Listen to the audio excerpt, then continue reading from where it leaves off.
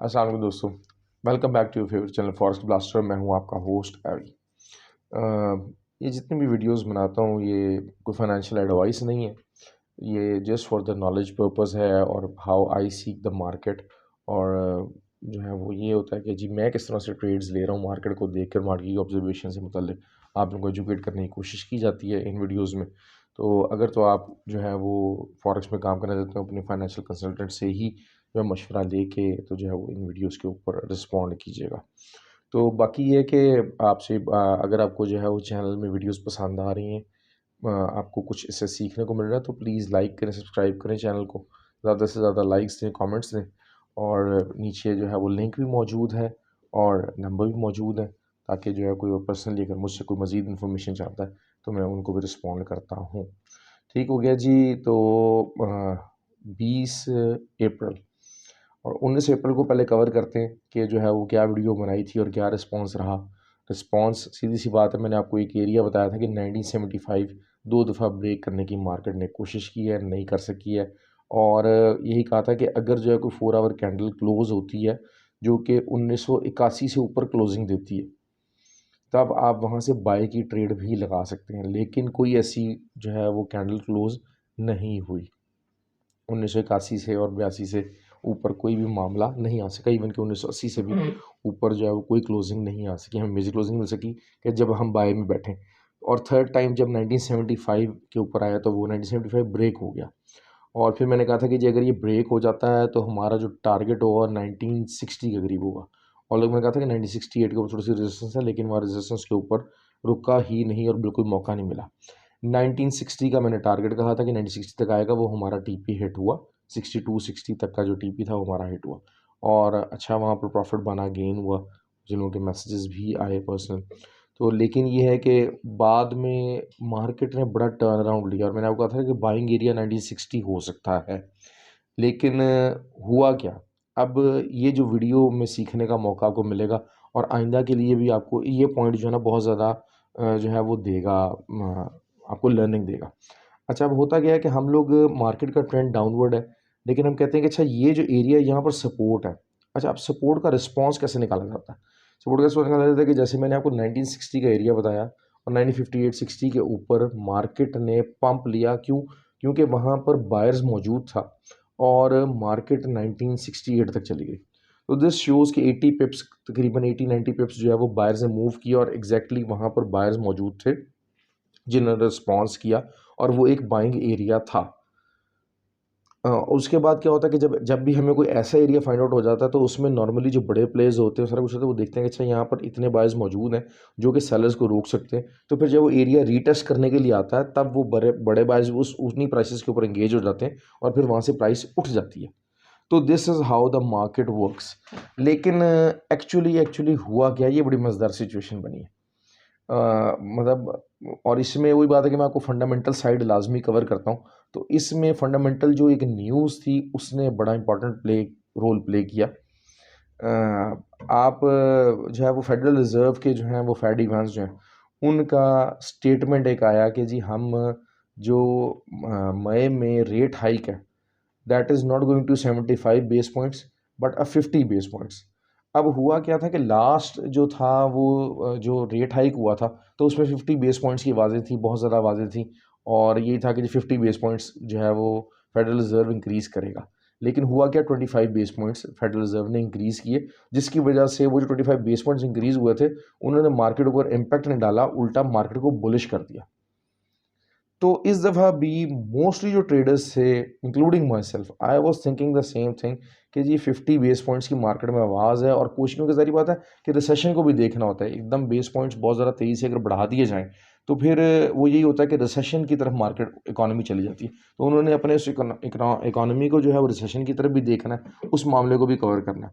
तो यही एक्सपेक्टेड यही था कि हाँ जी 50 की आवाज़ और हो सकता है most probably 25 base points increase किए जाएँ और फिर जून में दोबारा इसको जो है ना रिसर्च करके 25 बेस पॉइंट्स इंक्रीज़ कर दिए जाएँ।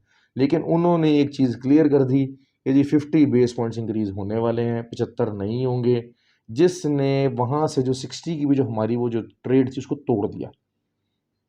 लेकिन और जो जितने वहाँ पर बायर्स बैठे हुए थे दे गॉट अ बस्ट। जिसने मार्केट को और मज़ीद नीचे की तरफ लेकर आ गया।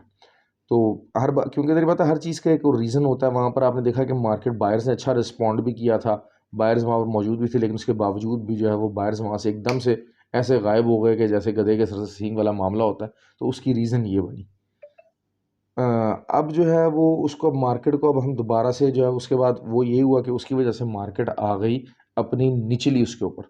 आपको याद है, अगर मेरी पिछली वीडियोस को अगर आप देखते रहें, फॉलो करते रहें, तो मैं बार बार एक ही बात करता रहा हूँ कि जी जो मेजर एक जो पंप आएगा वो 1948 से आएगा। लेकिन हुआ क्या है कि ये जो 50 बेस पॉइंट्स इंक्रीज़ का जो मामला कर दिया ना, तो इसने 1948 के पंप को भी काफ़ी ज़्यादा जो है ना एंडेंजर कर दिया। अब मेरा जहाँ तक अंदाज़ा यही है कि जब तक मार्केट जो है वो थोड़ा सा रिस्पॉन्ड ज़रूर लेगी, क्योंकि 1942 का जो एरिया था वो लास्ट टाइम वहाँ से मार्केट उठी थी और दोबारा से ये 2000 टच करके गई है। तो दिस इज़ द थिंग, अब वो दोबारा उसी एरिया के पास आ रही है। अब लेकिन वही चीज़ है कि मैंने आपको कहा कि जी जैसे ही ये 1940 या 36-37 के ऊपर आती है, 38 के ऊपर आती है, तो आपने देखना है कि बायर्स का रिस्पॉन्स क्या है। अगर तो बायर्स वहीं से मार्केट को उठा के दोबारा 47-48 पे ले जाते हैं और उसके बाद दोबारा रीटेस्ट होता है, तो फिर आप वहाँ से दोबारा से बाय पोजीशन ले सकते हैं। क्योंकि यही होता है कि हमेशा अगेंस्ट द ट्रेंड जो है ना, वो आपको नॉर्मली या तो इस किस्म की जो है वो हैवी बाइंग कन्फर्मेशन का इंतज़ार करना चाहिए, या फिर ये है कि जो है वो आपको जो है ना वो एक 4 आवर कैंडल बनने का इंतज़ार करना चाहिए, जो बुलिश कैंडल बनने का इंतज़ार करना चाहिए। 1 आवर, 2 आवर, 30 मिनट्स, इसको इतना ज़्यादा जो है ना वो माइंड करना चाहिए, क्योंकि ट्रेंड रिवर्सल चाहिए आपको। अब वही बात है कि ये पिछले 2 दिन में आपके सामने जो है वो 2 डेज़ जो क्लोजिंग थी वो वैसे ही जो है वो एक डॉजी बनी हुई थी और एक जो है वो हैमर बन गया, इन्वर्टेड हैमर बन गया। तो दूसरा ये है कि अब एक वो पूरा बेयरिश कैंडल बन गया, 4 आवर कैंडल्स भी जो है वो 2 बुलिश बेयरिश क्लोज हुई हुई हैं। तो अब जो है वो इसको कन्फर्मेशन के लिए ट्रेंड चेंज रिवर्सल के लिए एटलीस्ट आपको एक 4 आवर कैंडल का ही इंतज़ार करना पड़ेगा, उसके बगैर आप इसकी ट्रेड नहीं लेंगे। या फिर वही बात है कि जो बायर कन्फर्मेशन आपका बहुत ज़्यादा हैवी आ जाए, तब आप लेंगे। तो ये मैंने आपको एरिया बता दिया, वरना अदरवाइज़ वो यही है कि आप थोड़ा सा, क्योंकि अब आरएसआई भी थोड़ा सा जो है वो रीसेटल होना है, तो मोस्ट प्रोबेबली 51, 52, 53 तक मार्केट जाए और उसके बाद वहाँ से भी आप दोबारा सेलिंग लेके, एक छोटी सेलिंग लेके जो है वो वही बात है कि 2 एंट्री सिस्टम के तहत आप 2 एंट्रीज़ लें और आप उसमें एक जो है वो उसको कवर कर दें 42 के ऊपर, और एक को आप बेशक आप जाने दें। तो वो ये है कि वो आपको जो है वो 28 तक या 25 तक भी लेके जा सकती है। क्यों? क्योंकि फेडरल जो रिज़र्व का जो रेट का जो इश्यू आ गया है, उसने पूरा मार्केट का डायनामिक चेंज कर दिया, कि हमें पता लग गया कि जी 50 base points is a confirmation what we are heading for 3rd और 4th मई। तो ये जो चीज़ है नेक्स्ट 2 वीक्स के लिए काफ़ी ज़्यादा बेरिश मोड इसने क्रिएट कर दिया, और इस बेरिश मोड को कहाँ से ब्रेक किया जा सकता है, we will see about that. लेकिन यही चीज़ ये है कि जो एरिया मैंने आपको बता दिए हैं कि बाइंग के एरियाज़ हैं, रिस्पॉन्स देखते रहिएगा, रिस्पॉन्स किस तरह से आता है। बाकी ये कि जो मेरे साथ ग्रुप में लोग हैं, सारा कुछ है वो तो उनको तो मैं साथ साथ बताता रहता हूँ। लेकिन एक हमारा जैसे एसएल हिट हुआ 1957 के ऊपर एसएल हिट हुआ, तो हार्डली 20-30 पिप्स का एक एसएल था। तो असल जो चीज़ ये होती है कि एसएल जो है, ट्रेडर है, आप मार्केट में बैठे हुए, एसएल हिट होगा, कोई इसमें ऐसी परेशानी वाली बात नहीं है। हाँ, अगर आपका गलत जगह पे एंट्री लेके और एसएल हिट हो जाए तो उसके बाद आप चीखें मारें, तो वो चीज़ गलत है। अब 1960 से अगर 57 का 30 पिप्स का एक एसएल हिट हो भी गया, तो उसमें क्या फ़र्क पड़ता है, जबकि आखिर 150 पिप्स जो है वो सुबह के टाइम पे आप जो है वो एक प्रॉफिट बना चुके हैं। तो ये ऐसी कोई चीज़ नहीं है, ट्रेडर्स हैं, एसएल कोई ईगो का मसला नहीं है।